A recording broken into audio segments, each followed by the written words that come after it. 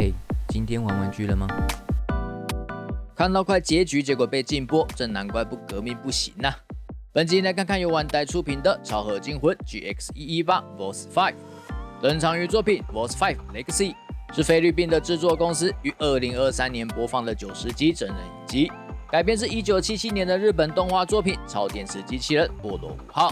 這部動畫在菲律賓的放送期間得到了58%的收視率哦。但因為在即將到達尾聲時的劇情對於政治情勢過於敏感而遭到禁播了。不過當時的獨裁政權也因為各項原因使得民怨沸騰啊，最後也被人民所推翻。而這部當初被禁播的作品也終於可以看到完結篇了。因此原作與菲律賓的淵源不淺哦，才有了這部改編的真人作品。波特巡航機駕駛為主角史蒂夫·阿姆斯壯，他同時也是小隊的隊長。機頭的駕駛艙雖然是透明零件，但是裡面並沒有人物的刻畫，造型還原原設定，因此細節的刻畫相當多哦。但機翼底部的兩側風扇就只有造型，全機都有塗裝，沒有成型色。結構除了螺絲以外都沒有合金哦，所以它非常的輕。波特轟炸機駕駛為馬克·高登，是王牌的駕駛員兼射擊天才。雖然是轟炸機，但看得出來就是合體後的兩隻手。駕駛艙同樣是透明零件，但裡面不止沒有人哦，連座位都省掉了。沒有特殊的機關，但是中間機身的分模線是有夠清楚。另外關節是合金哦，所以有一點重量。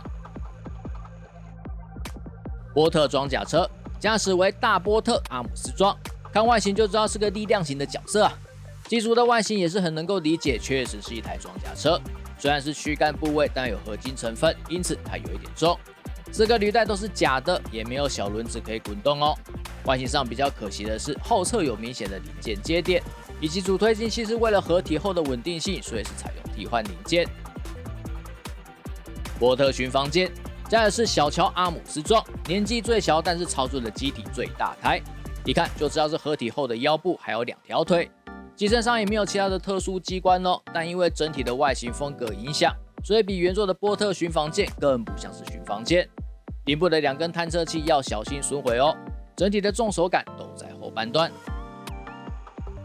波特登陸機駕駛是唯一的女性傑米羅賓森，機體叫做登陸機，但實際上在空中飛的時間比較多哦，一看就知道是合體後的腳掌。雖然是雙座位，但是只有一邊有坐人，頂上2根不知道是炮塔還是什麼的，可以上下動也可以轉動，但是因為很細小，所以要小心弄斷哦。另外底部的12顆輪子都可以獨立滾動。本款附屬的地台是給分離形態的5台機體專用的哦，地台本身沒有特別之處，甚至連個名牌也不肯給。5台機體放上去之後，勉強看得出來是合體前的 V 字隊形，但因為沒有個特效鍵來強化視覺感，相當的雞肋。Let's for the in， 巡航機的駕駛艙翻面成為護甲模式，機翼末端翻折，再從根部翻折，機頭往下擺，蓋板蓋起來，根部連接軸轉上去，機頭的後側往前推，頭部轉向，把臉部給翻出來。轟炸機兩側的機翼收起來，中間的機翼往下推，機頭有2段結構要向內縮哦。照原作的步驟是先結合頭部，但這樣手臂轉出來會有一點卡了。這邊建議先把手臂轉出來，再接上頭部。裝甲車後端的推進器拆掉，駕駛艙不是按照原作向內縮，而是直接翻折。前後4個履帶都向上轉，接着根部向內推，與雙手頭部結合。這邊履帶位置要稍微喬一下，避免刮漆。巡防艦的頂部扣點翻開，機頭整個縮進去之後，再把扣點扣回去。接着直接與上半身來結合，大腿後側的觀測塔收起來。這邊很可惜沒有多附屬的外觀蓋板。接着把機翼給收上去。登陸機上面的2根放下來，駕駛艙翻面成為防護模式。接着左右分離，將機身翻折之後，把側面的蓋板往上移動。2個腳掌與腿部結合，手臂稍微往外騰出一點空間，內側的蓋板翻開，從外側的推桿把拳頭向外推出來，接着將手臂下拉延長，最後再把蓋板蓋回去，整頓一下姿勢，順便替換一下造型，拳頭就完成啦。Vault 5地球防衛軍的機密計劃產物，運用對外星科技的逆向工程打造而成。但真人版的超電磁能量從原作的未知能源改為外星科技制作的引擎動能。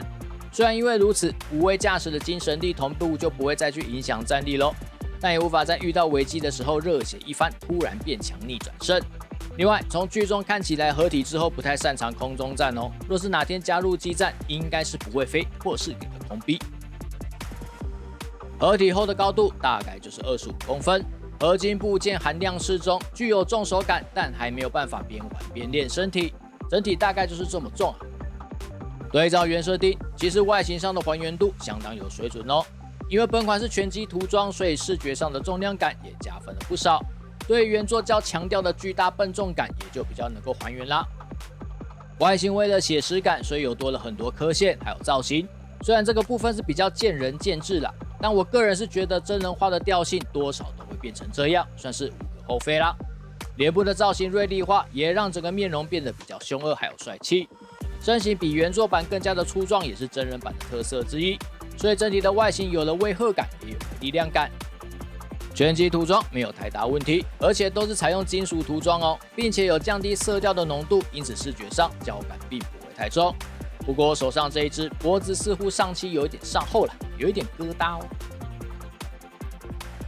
頭部的可動性會受限巡航機的機身，不過它可以拆下來，將機身裝在背後外露的接點上，就可以解放頭部的可動範圍哦。但因為接點結構的影響，還是不能夠左右擺動。而且後面的接點是直接外露，不能收納。整個身體因為合體的零件空間，所以完全無法轉動哦。為了合體後的結構強度，這個是可以被接受的。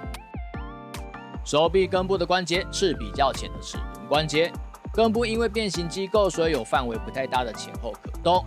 肩膀裝甲可以向上翻，水平抬舉幅度接近90度，上臂可以轉動。手臂彎舉是雙關節，但因為造型的影響，幅度還是不到90度。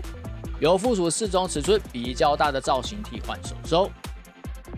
前裙甲還有側裙甲都可以翻開，但是前裙甲的翻開角度有限，連帶因為大腿有一點粗，所以外形會互相干涉，導致大腿前抬舉的角度僅有堪用，並且因為後裙甲不可動哦，因此站姿不可以太誇張。大腿可以轉動。膝蓋彎曲是齒輪關節，不過只有3段範圍，而且不到90度。大腳掌提供了相當好的穩定性，腳掌可以些微的轉動，前後有些微的可調範圍。前護甲也有些微的可動，接地性因為是變形機構，所以表現優異。可以變形成重戰車模式，首先把背後的履帶拆掉，腰部的履帶先向外拉，之後再移除，两手被拆除。把拳頭與連接點都收起來，然後拿出附屬的連接件，把手臂與履帶都裝上去。接着，連接件的接點裝在上臂，肩膀裝甲的外側替換成附屬的加農炮，小腿的機翼翻開，後側的扣點打開，然後將腳踝往下拉，腳掌向下折之後，再把扣點扣回去就完成啦。重戰車形態在原作因為跟另一台超電磁機器人的基本架構相似，因此也有這種形態的變形哦。不過這只有在玩具中有重現，原作中完全沒有使用過。而真人版我是不太確定有沒有用過這一招了。超電磁鞭收納在左右裙甲的上方，本款有重現展開的機關哦。拆掉之後當然是無法直接延展啦，而是有附屬2條替換件。長度不錯，而且可以彎曲，但僅限平放的上下，不可以從側邊左右彎曲哦。有附屬把手以及鞭的尖端替換件，另外搭配超電磁陀螺也有替換的鞭頭可以使用哦。超電磁陀螺有附屬2顆，尺寸與造型都相當出色，雖然它沒有任何互動機關。波羅火箭炮要重現劇中的變形機構是有點困難的。所以本款是附屬了一整只替換手臂，有保留了手臂彎曲的關節哦，儘管它用不太到。手肘的接點並沒有限定是左手或是右手，因此兩邊都可以替換使用哦。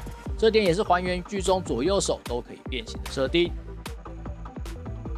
天空間的間隔就是胸前的胸式啦，上方金色的圓形零件向上撥，間隔就可以取下來啦。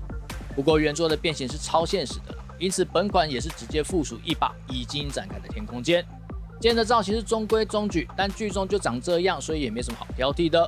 只是比較可惜，沒有附屬互動的特效劍。真人版的呈現，完全可以感受到制作組對原作的愛有多深啊！縱使可以改進的地方還是不少，但整體的高完成度依然還是可以感受到。